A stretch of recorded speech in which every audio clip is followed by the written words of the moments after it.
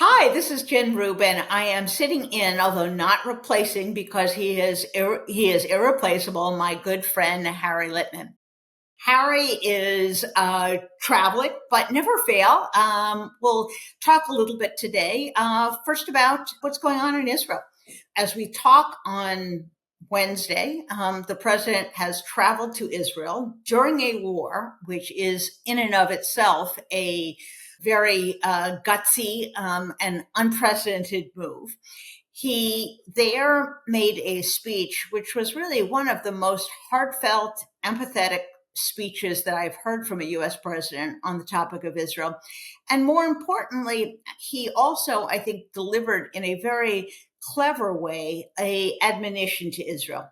The Israelis understandably are reeling. They are in shock. And in the best of circumstances, they are quite defensive, as one would be, being in a bad neighborhood, about others telling them how to conduct wars, how to protect themselves. But what President Biden has done is he's really hugged the Prime Minister of Israel tightly. He's embraced him. He has made the most heartfelt indication of support.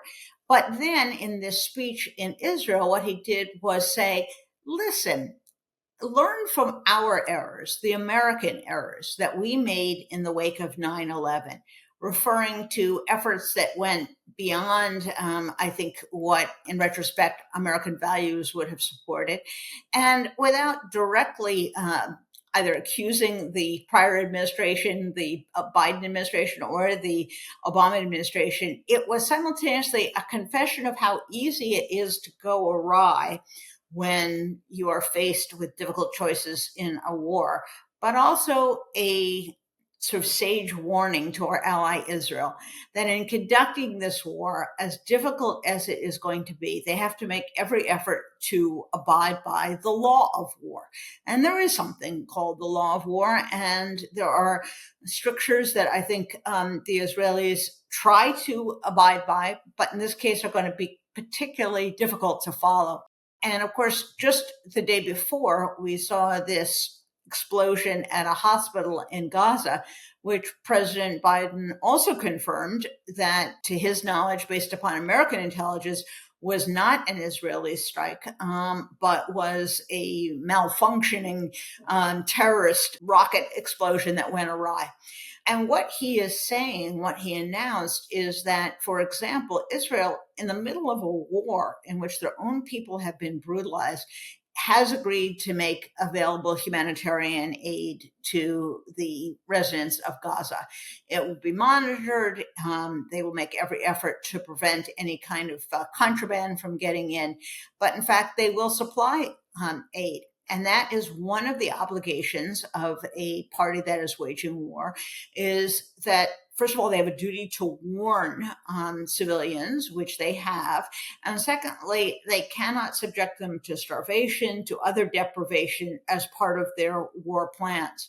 And although the very right-wing coalition partners in the Netanyahu government have made noises that they're going to starve them into submission or do all sorts of terrible things, that has not been the official policy of Israel. And frankly, the administration in Washington and now during his trip to Israel has really impressed upon the Israelis the need to make sure that they minimize human casualties, that they minimize the effect, as terrible as it may be, on Gazans who are not Hamas, who are not the members of the terrorist group that so viciously attacked Israel. And I think this is an unusual approach because what we've seen in prior wars is that the American president of either party would give Israel some time to do whatever they were going to do in response to terrorism, and then very quickly start talking about proportionality. It's time to bring things to an end. We don't want to increase the cycle of violence. And what Biden, I think, has done is he is farsighted enough to know that this is going to be very extended and very, very heartfelt, dangerous, messy, but that Israel has to be able to destroy Hamas. And therefore, he is kind of preempting the argument on the front side and telling the Israelis, we will support you, we are standing with you, but you have to make every effort so the international community sees that you are taking precautions and protecting innocents.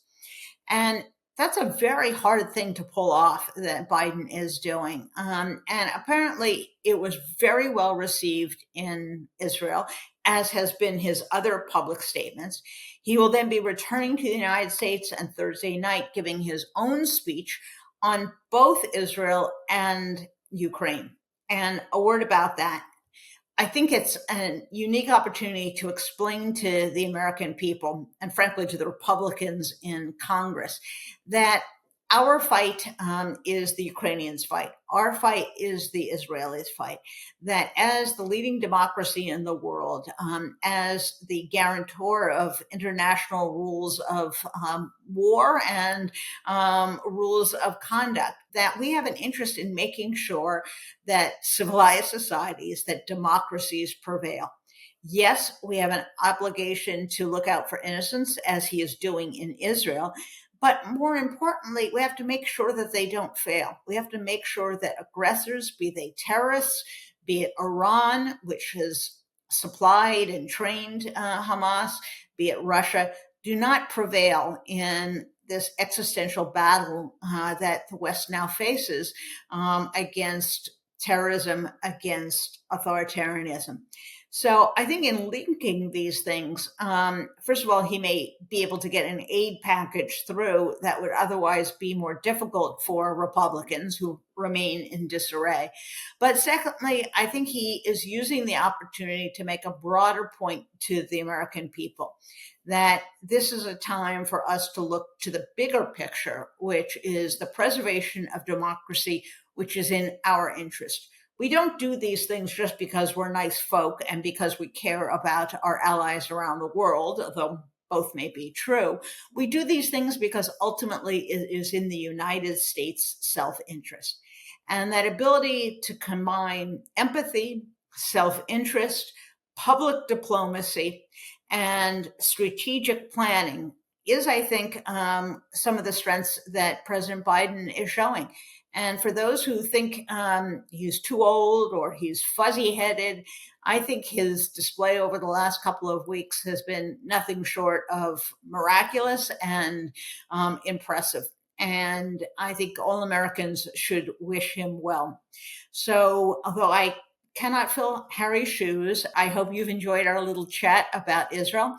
And if you have any other interest in hearing what I have to say about topics, please join me on my own podcast, Jen Rubin's Green Room, which is available on Spotify, Apple Podcasts, or wherever you get your podcasts.